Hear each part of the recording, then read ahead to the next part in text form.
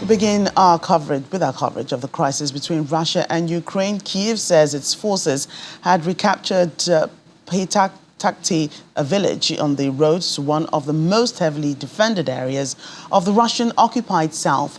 Ukrainian soldiers held up yellow and blue national flags in a video circulated on social media in which they said they were inside Titanic, the 8th southeastern village that Kyiv says it has liberated. The location of the video was verified as being filmed in Titanic village, Zaporizhia region, Ukraine. A Russian-installed official in the partially occupied Zaporizhia region had said on Sunday that Kyiv's troops had retaken the area, but that they had been pushed out and that the settlement was now located in a grey area of control.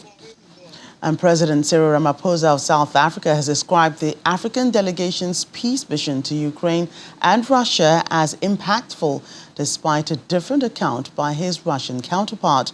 On Saturday, President Ramaphosa presented the Russian president with a 10-point peace initiative. He said the two most important outcomes of the discussions were that African leaders were listened to as they gave what he called an African perspective on the war and its negative impact on Africa.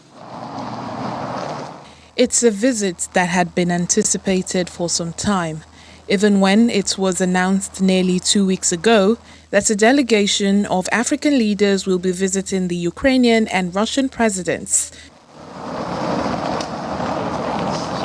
The delegation was made up of the presidents of Comoros, Senegal, South Africa and Zambia, as well as Egypt's prime minister and top envoys from the Republic of Congo and Uganda. They were, however, greeted by at least 2 explosions in the Ukrainian capital of Kyiv on Friday, with air raid sirens blaring. The leaders were able to tour a wreckage of Russian vehicles in central Kyiv, taking photographs of military vehicles on display amidst tight security in Kyiv.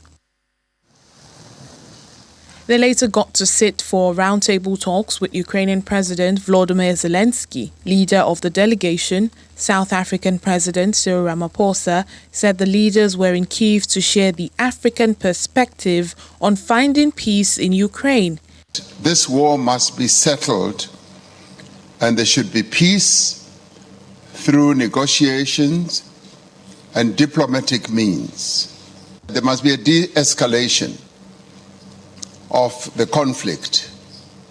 Today, as we were here, we heard of missile strikes, and those types of activities are not good for fostering peace. After the meeting, the Ukrainian President Volodymyr Zelensky said peace talks would be possible only after Moscow withdraws its forces from occupied Ukrainian territory.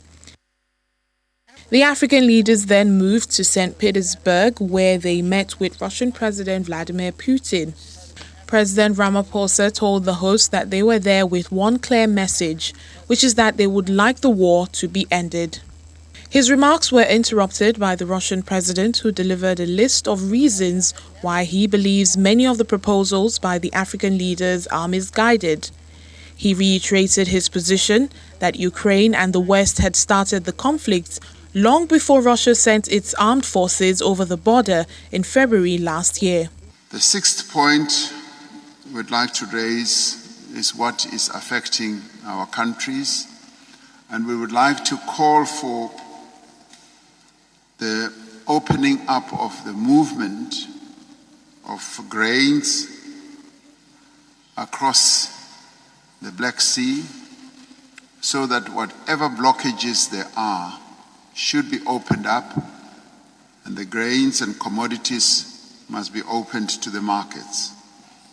When the African leaders called for the opening up of the Black Sea to allow them to receive grain shipments, he blamed the West, saying the crisis on the global food market is not the consequence of the Russian special military operation in Ukraine. He said it had started taking shape long before the Ukrainian situation developed. The Russian president showed African leaders that exports of Ukrainian grain under a deal ensuring its safe passage through the Black Sea and not helping to resolve Africa's problems with high global food prices, as only 3% have gone to the poorest countries. He also blamed the food crisis on the actions of Western countries.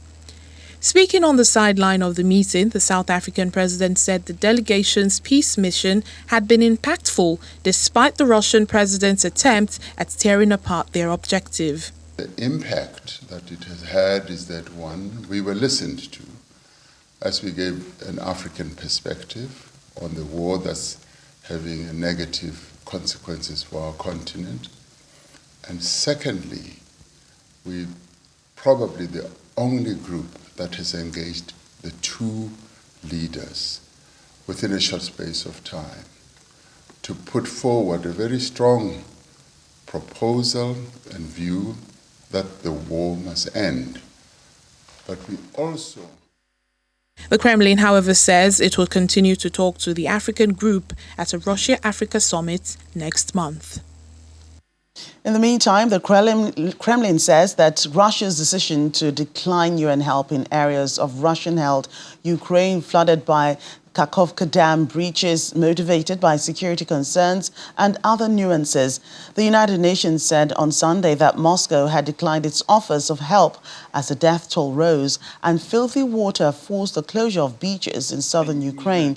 The collapse of the Moscow-controlled dam on June 6 unleashed floodwaters across southern Ukraine and Russia-controlled parts of the Kherson region, destroying homes and farmland and cutting off supplies to residents. Там идут постоянно обстрелы.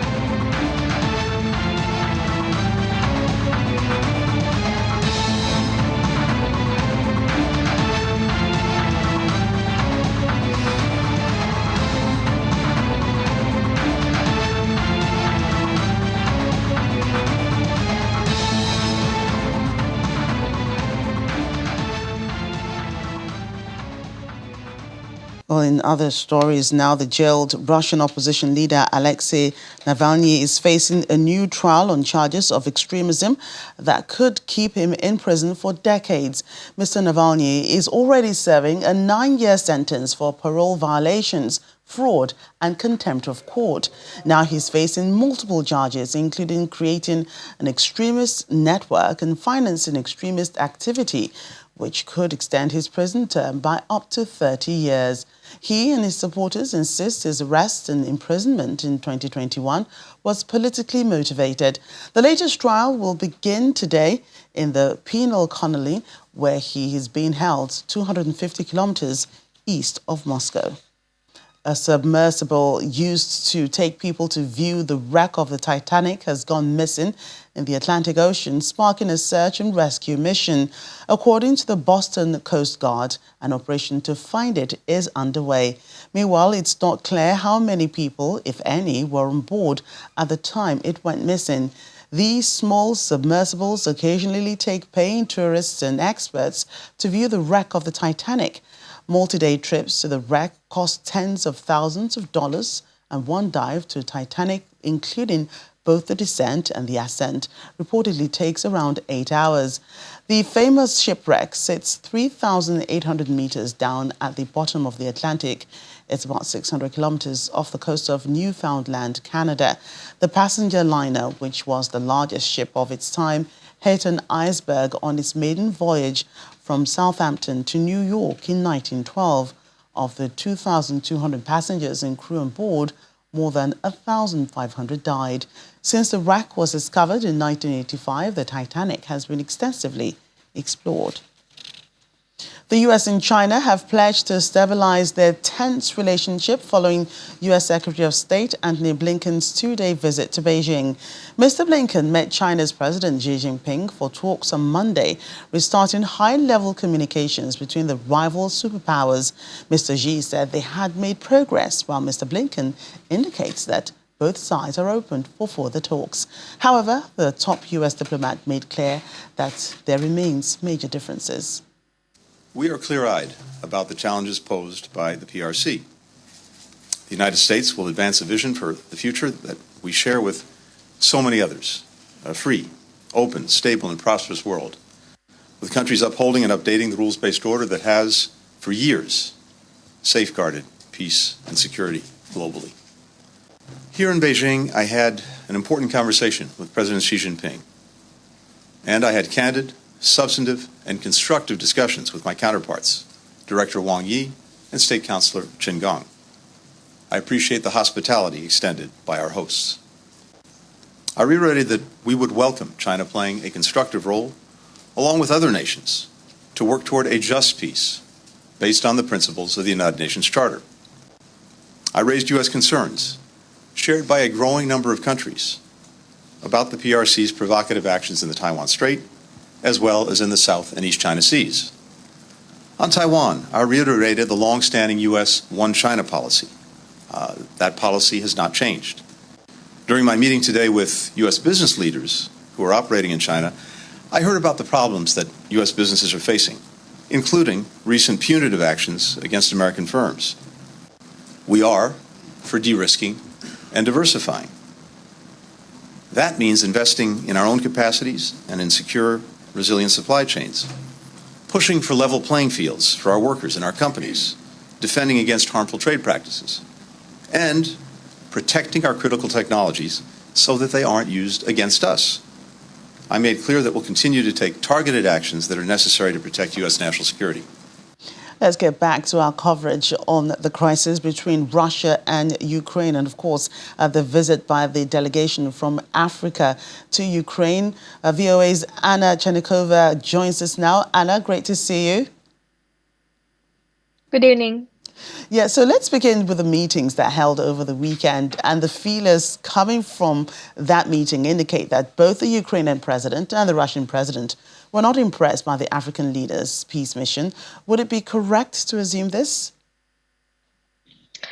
I should say that if we look at President Zelensky and African leaders' press conference, there were a lot of hints that actually, it looked like that African delegation had their own timetable and their own agenda, while President Zelensky did not. So basically, he had certainly a different perception of the visit than African leaders' perception. And even some points that were mentioned, it looked like that some of them took President Zelensky as a surprise, like, for example, a roadmap that was mentioned during the press conference, and so on and so forth. But actually, we should look at it, I think, in a wider perspective.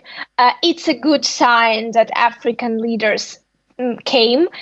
It's a good sign that they are trying to establish certain negotiations. Of course, we don't know exactly, all the details. And according to Ukrainian officials, this was kind of a meeting to demonstrate, this effort and to give African leaders, again, from the Ukrainian perspective and Ukrainian side, to give African leaders understanding of what's happening inside of Ukraine, that it's a war going on, in which context it's happening, which consequences are there, because African leaders had a chance to go to Bucha.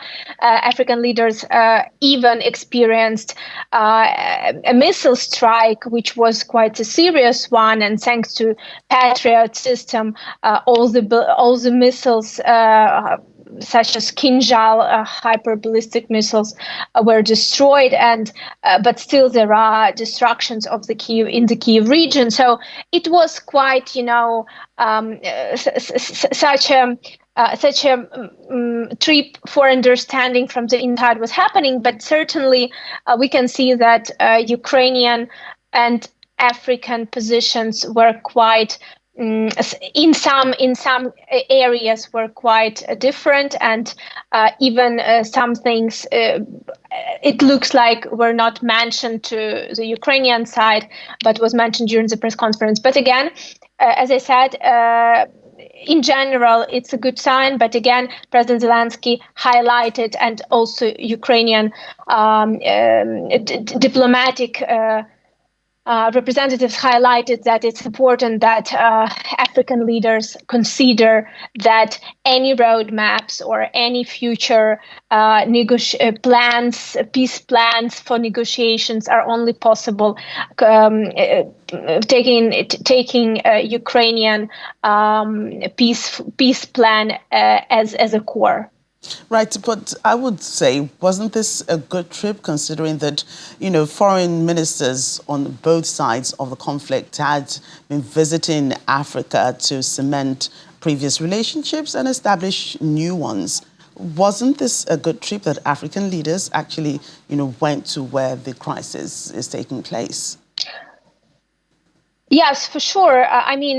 It's very important that they've seen with their own eyes what's happening, and that they, as I mentioned, experience certain things even inside of the country. They made certain comments about lifestyle of people and how people react to the shelling and the shelling itself. They went to the bomb shelter, definitely.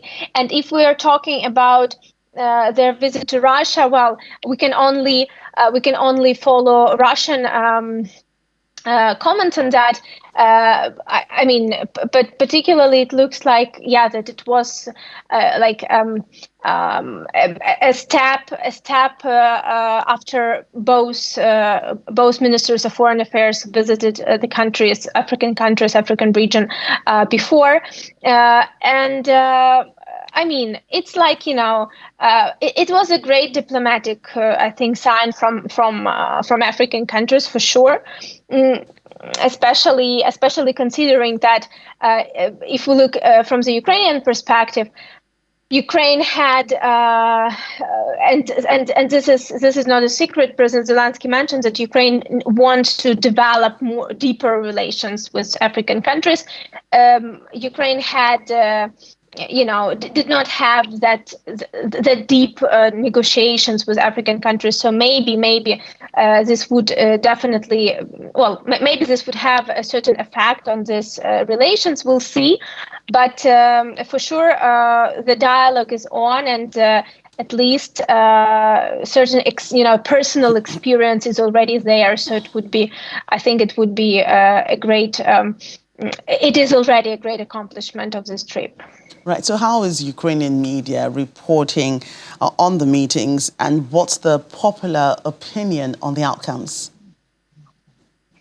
I should say that inside of Ukraine, it's more reported as a diplomatic mission, so as a diplomatic trip. Of course, some commentators, if we look at some experts, they would put it that unfortunately African position is not that clear in terms of. They're trying to establish the dialogue between both countries and try to be in between, but again, not calling war a war is something that Ukrainian media definitely took as one of the most negative, I guess, points from the trip, and also the plan that was announced, this road map that was announced, was considered a bit pro-Russian here inside the country. But again, President Zelensky said that it could be negotiated further, but it should consider Ukrainian peaceful plan. So, it's definitely not a game-changing trip for sure, and it is considered as it's considered here inside the country. But it is in general positive as a diplomatic step. And President Putin, once again, over the weekend, says that he's not ruling out use of nuclear weapons. How's the Ukrainian government responding to this? I think that in general, Russian nuclear threats continue. and having now having passed tactical nuclear weapons to Belarus is one of the confirmations of that and one of the additional steps. Ukrainian government has already said, and the position is not changing, that this is a very risky game, of course, and it should be perceived seriously, even if the thoughts are that it's very. For the moment, at least, experts again say that the possibility of using nuclear weapons is not very high. Still, we see that what's happening with Kakhovka Dam, no one expected that actually such explosion could have happened, but the catastrophe, the disaster is still ongoing, and definitely nuclear risk is high. But for the moment, again, as I mentioned, there is no particularly point that Ukrainian government or nuclear experts or international experts and governments would find to say that Russia is actually ready to use nuclear weapons. And some experts even say that these weapons are not like designed and created for such use. It's more for keeping sides equal, kind of, so not making the aggression going ahead. So a lot of experts believe that this is not going to be used as an attack weapon, but again, we don't know how all this could turn, but the risks are high, and Russia is very unprecedented case, I think. At least this is how, again, it's considered here in Ukraine, and definitely Ukrainian government do not believe in Russian words, only in actions. And for the moment, the actions are not very, let's say, positive in terms of keeping nuclear safety on a high level. And both men in the center of this storm, the Ukrainian and Russian presidents, have an important meeting themselves coming up next month. What are the expectations for that? Sorry, expectations for what? For the meeting between, Ukraine and Russian president coming up next month. Oh, have it been confirmed? I think that at least for the moment, we did not have particularly confirmation of the meeting happening. But again, President Zelensky mentioned before that that President Putin lost every chance to have a direct dialogue with. And I'm not sure that we should put it that the meeting is happening. We should wait for the confirmations, because for the moment, I don't have any confirmation on that, so it's difficult to comment. Yeah, that's quite fair. Thank you so much, Anna, for updates on the situation in Russia and Ukraine. Thank you.